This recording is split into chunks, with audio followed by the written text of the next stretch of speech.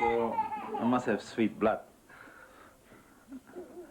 I had a shirt on and this has happened inside itself. As well as suffering the humidity and worry, Jack is being ravaged by mosquitoes and is getting little sleep. Still, it would all be worth it if he could just catch his civet. Nothing there. As the days march past, the search continues without reward.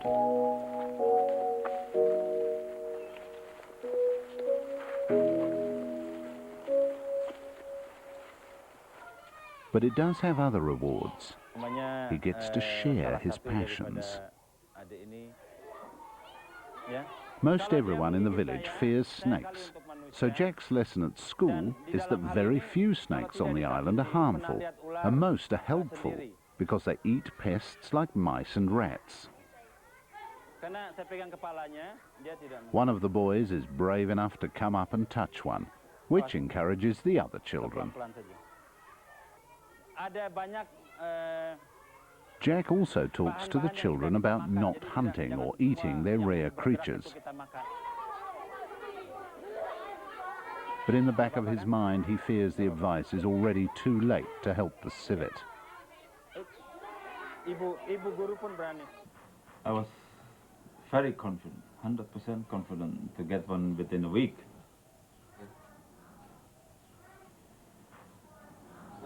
It's over 2 now. Just 2. Exactly 2. We placed the, it's Monday, and we placed the traps in the field on Monday, so it has been 2 weeks and not one we caught. Yesterday I thought it was the day, yes. We sang as well, it was the day, this is the day. But it didn't turn out like that. And then the rain sets in and barely lets up for an entire week.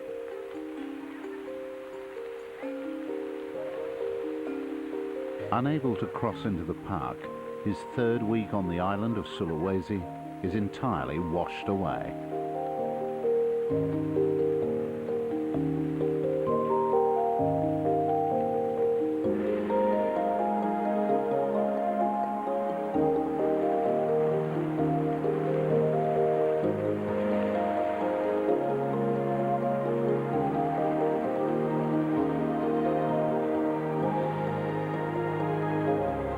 By the time the 4th week begins, they've made a major decision.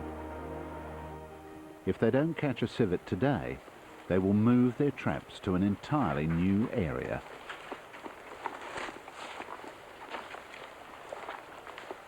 The cages are empty. The 3 weeks they've spent in this promising spot have been fruitless. It's time to move on.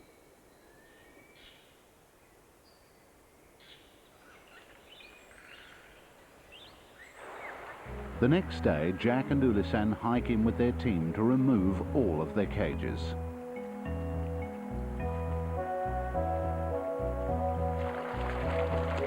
It's both a mystery and a disappointment that they failed in an area that held so much promise.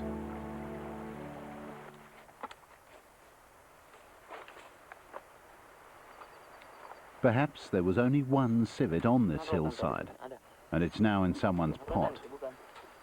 Its skin covering someone's head. Jack feels he's now in a race against time, not only to find the animal, but to get his message across to the people of the village. Jack has called his employer in Australia and pleaded to have his leave from work extended from 4 to 6 weeks. Permission having been granted, the operation moves into a final and desperate phase.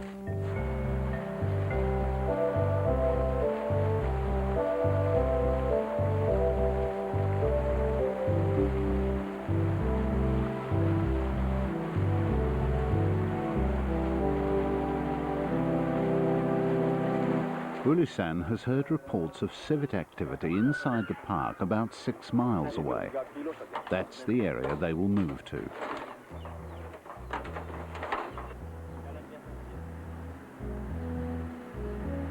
Buoyed up by this news, Jack is once more confident they will catch a civet within the time they have left.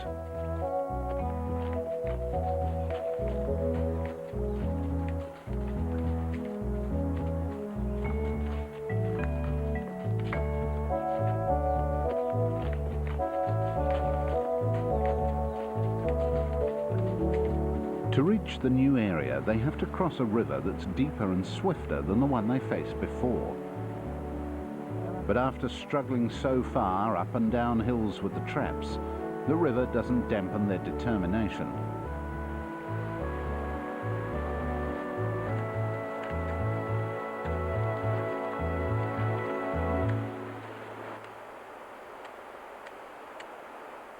They carefully set their traps in what they hope is good civet country.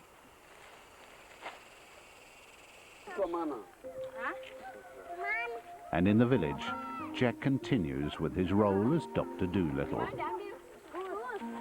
This is a Salabus phalanger, and it's an endemic phalanger as well. It only occurs here. This little boy is spotted. They have brought Jack an animal to rescue, a dwarf couscous, a small fruit-eating marsupial. Ulysses has got a cage for us, so we will temporarily put it in there. I'll feed it and give it some water and give it a little bit of a shelter, so this poor animal does not suffer anymore from all this attention. When everything has calmed down, Jack will release the couscous back into the forest.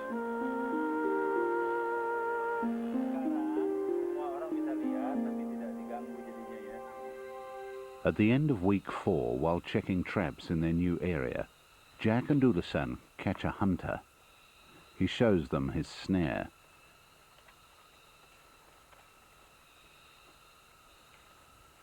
And he shares some vital information. Yeah. So about 3 months ago, before anybody was looking for the civet, he caught 3 already. And he killed them. He killed them all. And so he said that the civet doesn't have any diseases, and if you eat pig, then there might be some diseases in the pig. So it's quite clean and quite sought after, apparently, for the food. And the story both heartens and dismays the friends. Civets have certainly been in the area, but the last one here may have ended up as a meal. The 5th week passes. Each night, a simple bowl of rice. Each night, a review of the day with Urisan and his sons. The next day brings great hope. As they approach a trap, they can tell it's been sprung. There's the sound of a trapped animal and a dark form moving across the floor of the cage. But it isn't a civet. That's the last thing we want. A monitor lizard, tempted by the chance of an easy meal, has blundered into the cage. Come here. Moving the whole trap and so. So this is a Varanus indicus, the forked tongue. Jack checks that it's okay. Monitors are also predators and are also hunted.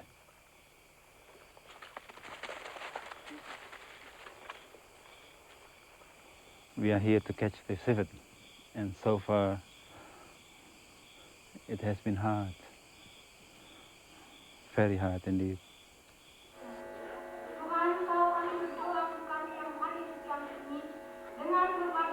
Sunday of the 5th week, and Jack's once more in the congregation.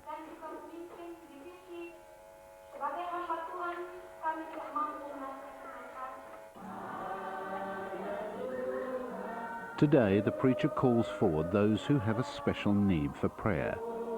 Jack comes forward. If ever he's needed the power of prayer, It is now.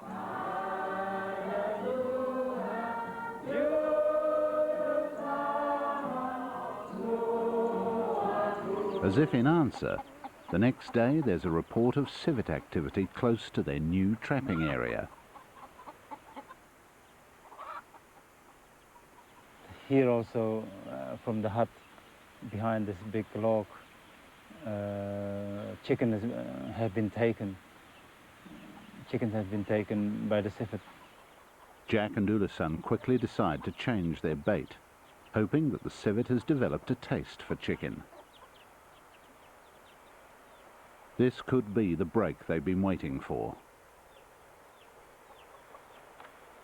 Because the bait cages they've been using are small, Jack has to build a bigger pen at the back of the trap.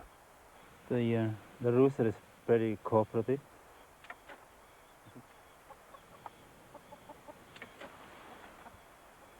Into this, he puts a rooster whose crowing should attract a civet from a wide area.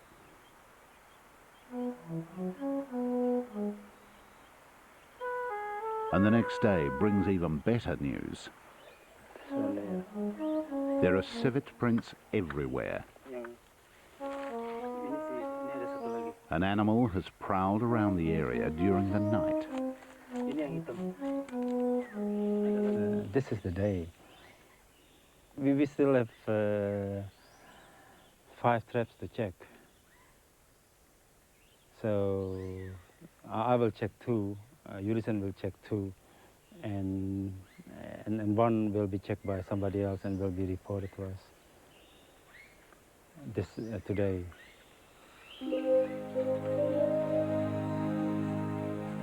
For Jack, this is the day. But it isn't the day. All 5 traps are empty. I'm a bit disappointed, of course. It's the 6th week now. Into the 6th week. We have done everything right and we have done everything wrong, apparently. At this point, Jack and Ulasan are willing to try anything to tempt the civet.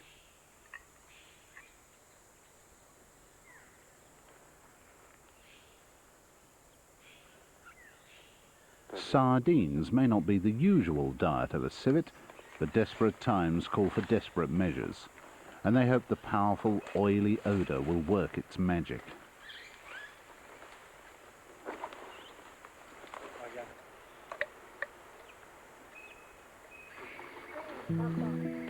Even though it is the last week, all Jack can do is wait. But rather than brooding, he decides to go fishing with 2 of the local boys, to catch some fresh fish for one of his final meals in the village.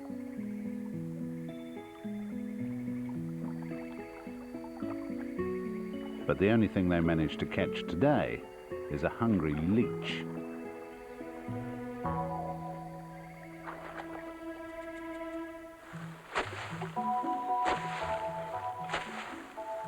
The time has come to harvest the year's rice crop.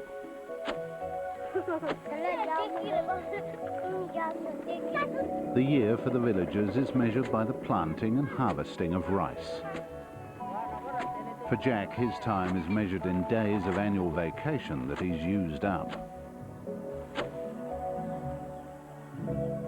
His extended leave has all but ended, as has his dream. His mighty civet remains a shadow, a half-eaten palm fruit, a scatter of droppings, a dusting of footprints, nothing more. Then a report comes in.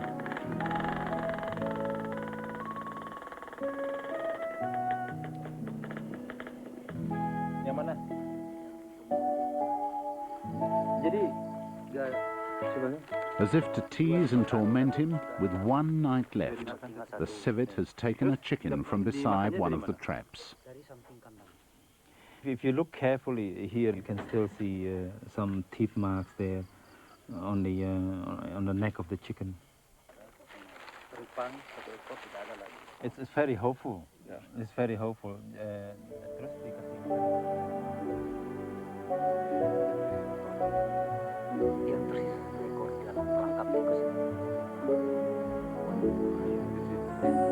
Today is Jack's last day and his last trap check. In an area alive with civet activity, Jack's traps are singularly quiet.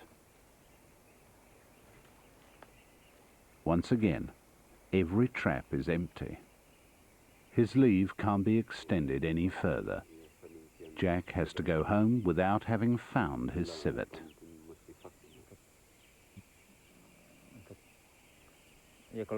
Regretfully, he hands the search over to Ulisan, who in the past 6 weeks has become his dear friend and trusted ally.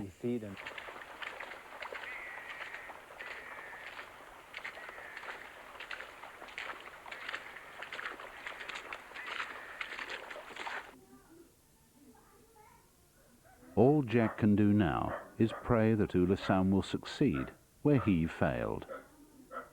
And for months after Jack left, Ulisan continues the great civet search.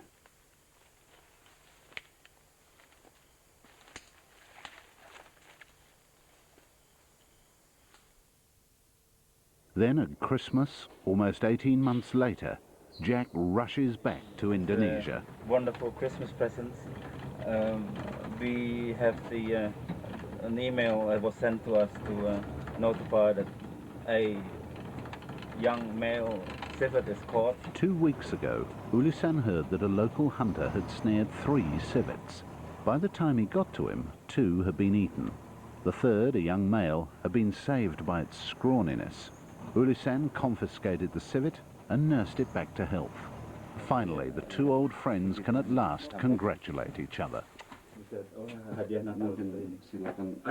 And finally, proof beyond doubt that Jack was right. The Sulawesi civet does still haunt the forests.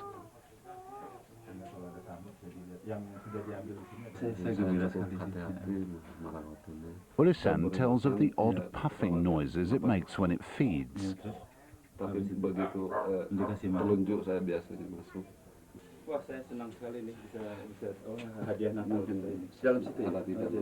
It looks fine, but to ensure the civet is in good health, Jack anaesthetizes and examines it. The paw that was snared is mending, and the civet appears to be gaining weight. After it's filmed, the plan is to release it again, so the civet must be fit and well.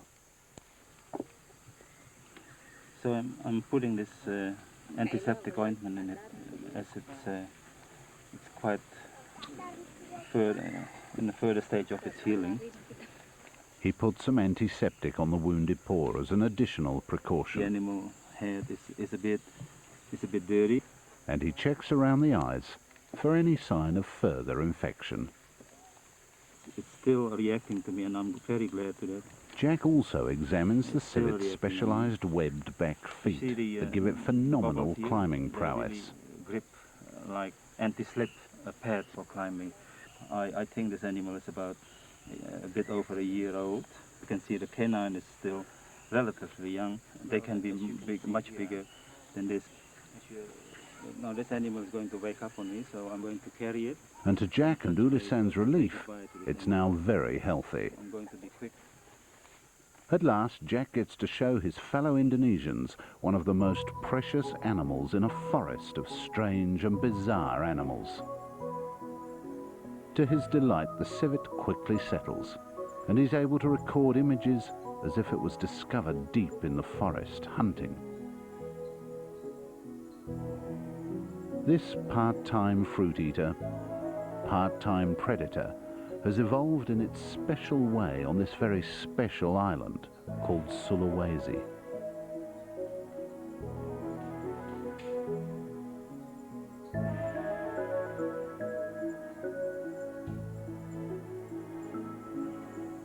Then all too soon, the brief encounter is over. The civet is sedated for its journey back to the forest.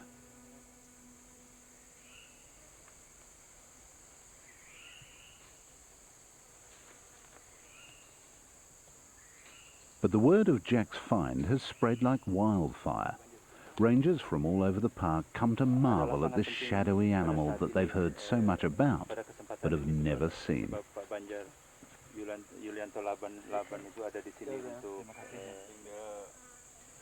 The forests of Lorilindu National Park hold many mysteries.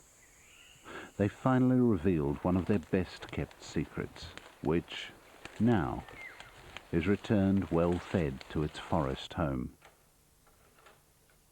The mighty civet, one of the world's most unusual predators, becomes a shadow once more. But Jack hopes the images he captured on film might help save the species. That having seen this beautiful and unique creature, the people of the area might spare it and protect it.